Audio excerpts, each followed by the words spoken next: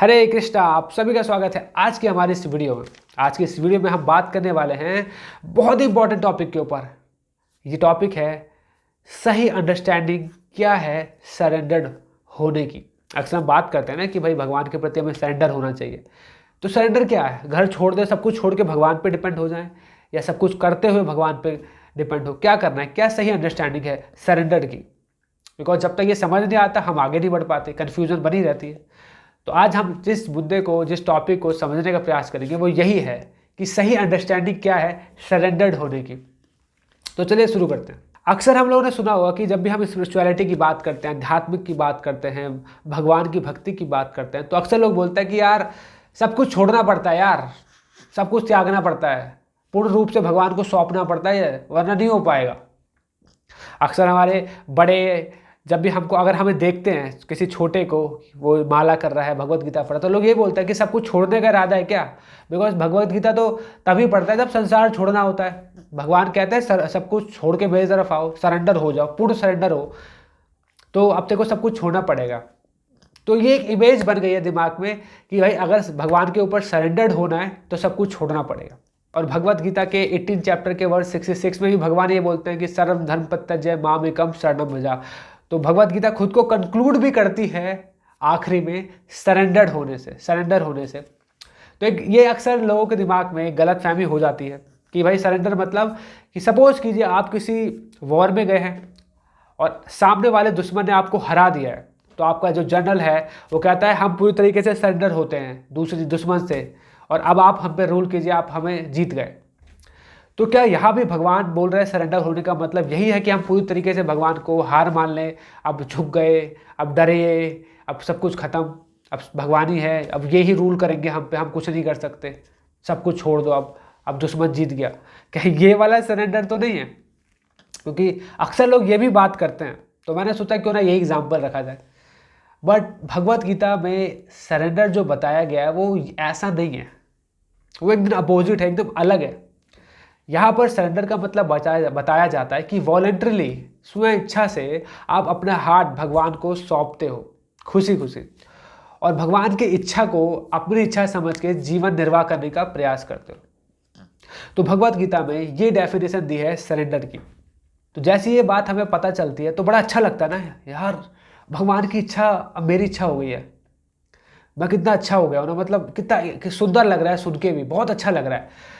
But तुरंत ही अगला doubt आता है कि जब से इसको पालन करने की बात आती है तो क्या दिमाग में आता है, यार जीवन में मैं अपनी इच्छा तो पूरी कर नहीं पा रहा, मेरे टीचर की मेरे पे इच्छा है, मेरी गर्लफ्रेंड की, मेरे दोस्तों की मेरे ऊपर इच्छा है, मेरे पेरेंट्स की मेरी इच्छा है, मेरी सिस्टर की मेरी इच्छा है, मेरे कॉलेज का मेरा काम है, मेरे ऑफिस की, मेरे बॉस की इच्छाएं हैं, टीचर्स की इच्छाएं हैं, मैं किस किस की तो इच्छाएं पूरी कर रहा हूँ। मेरे लिए, अपने लिए मेरे पास समय नहीं है, भगवान की क्या विल को मैं पूरी करूँगा? मैं कैसे करूँगा ये? अक्सर आता है ना कि यार रोज़मर्रा की ज़िंदगी में इतने ज़्यादा व्यस्त हैं कि समय कहाँ है कि भगवान को समय या भगवान की इच्छा का पालन करना। ये तो हो ही नहीं पाएगा जी। सुन के अच्छा लग रहा है, बड़ा पावरफुल लाइन है, मज़ा आ रहा है, बट करे कैसे? ये तो बड़ा डिफिकल्ट है ना? और ये बात बिल्कुल सही है। मैं खुद के पहले यही सोचता था, और मैंने अब तक जितने लोगों से बात किया सबका यही क्वेश्चन भी आता है। तो क्या करें फिर, किस चीज़ को समझे कैसे? क्या सरेंडर होने का मतलब है कि जितनी ये सारी चीज़ें जो चल रही हैं इन सबको मैं ख़त्म कर दूं, छोड़ दूं, क्विट, या इन सबके साथ होते हुए मैं जीवन आगे बढ़ाऊं? क्या करना है? क्या सही अंडरस्टैंडिंग निकालूं? तो चलिए इसको और अच्छे से समझने का प्रयास करते हैं कि जो सरेंडर है ना, सरेंडर का मतलब है कि भगवान की इच्छा को पूरी तरीके से पालन करना, भगवान की इच्छा को अपनी समझ के कार्य करना, यानी भगवान की खुशी के लिए कार्य करने का प्रयास करना। इसको कैसे समझे भाई? मुझे कैसे पता चलेगा कि भगवान की इच्छाएं क्या है? सपोज कीजिए आपको जंग के लिए लड़ने जाना है ना? आप रेडी हुए जैसे तैसे, पहले तो इच्छा नहीं करी, फिर भी आप रेडी हुए, अपने अपने आप को तैयार किया, सब कुछ रेडी किया, कवच वगच पहना, एकदम अब जा रहे हैं वॉर के लिए। सडनली आपको जनरल बोलता है, हे यू, आपको नहीं जाना, आप जाओ पीछे बैठो।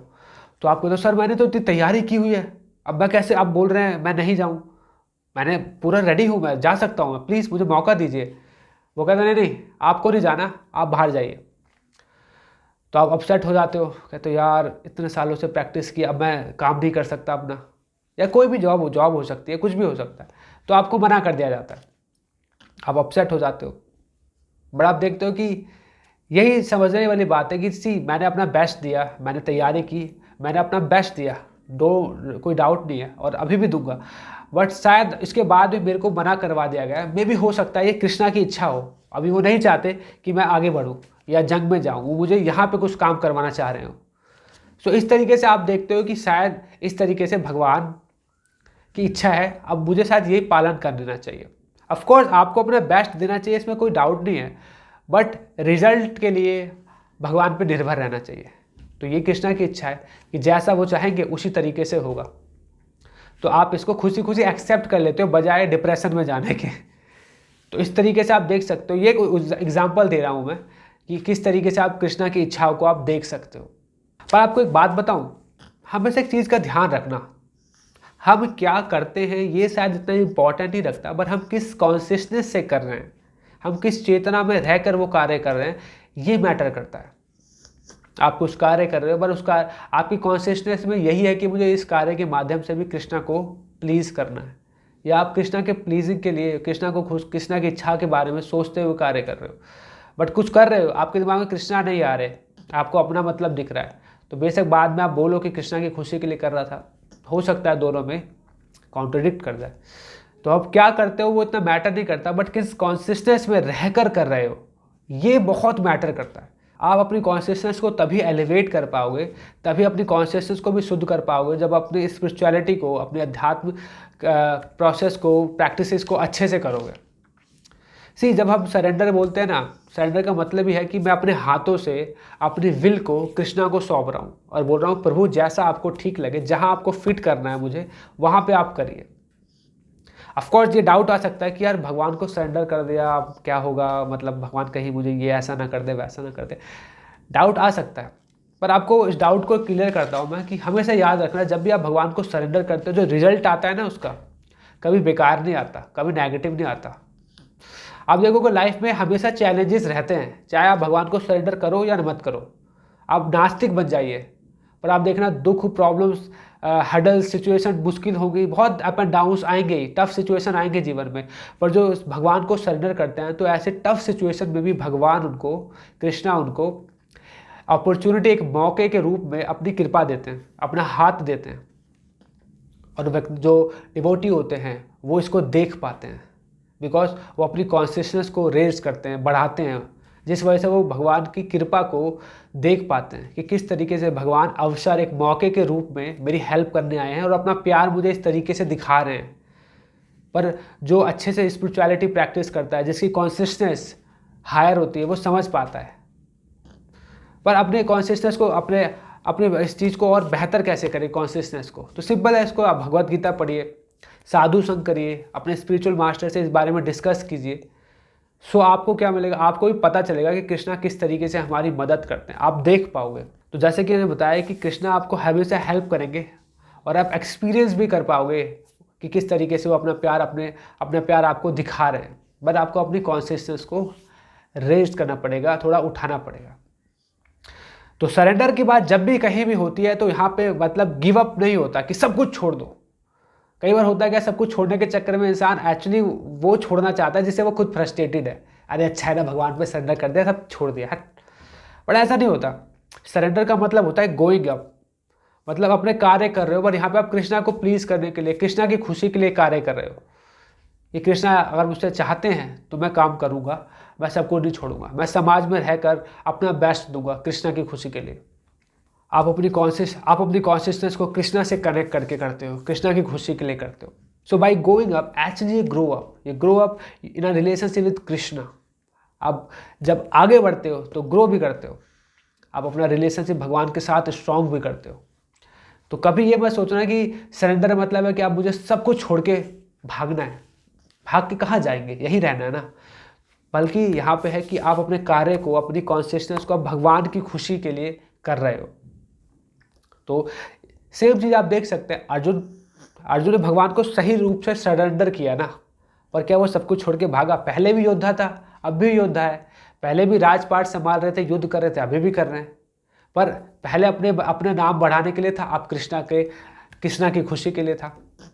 तो अब आप भी अगर कृष्णा की खुशी के लिए करते हो तो एक्चुअली नाम आपका ही होता है। और अगर आप कृष्णा की खुशी के लिए कार्य करते हो तो एक बहुत बड़ी चीज़ होगी आपके जीवन में, आप अपना माइंड कंट्रोल कर सकते हो। बिकॉज आप अपनी इच्छा को पालन करने लग गए तो कितनी इच्छाएं दिमाग में फंसी पड़ी हैं, कितनी सारे बर्डन है आपके ऊपर, आपकी इतनी सारी चीज़ें आप कर ही नहीं पाते, फ्रस्ट्रेटेड हो जाते हो। पर आप देखते हो कि कृष्णा की खुशी के लिए कार्य करना है, तो जीवन में एक ही चीज़ होता है करने के लिए, कृष्णा की खुशी। तो आपका माइंड स्थिर हो जाता है, एक लक्ष्य है उस पर फोकस कर पाते हो आप। तो इस तरीके से आप अपने आप को भी कंट्रोल करना सीख पाते हो, अपने माइंड को भी कंट्रोल करना सीख पाते हो, और आप डिसिप्लिन सीखते हो, अपने आप को सेल्फ डिसिप्लिन बनाते हो, अपना सेल्फ कंट्रोल सीख पाते हो। तो देख सकते हैं कि जस्ट टू सरेंडर कृष्णा, आप एक्चुअली अपना ही भला कर रहे हो, अपना ही प्रॉफिट कर रहे हो।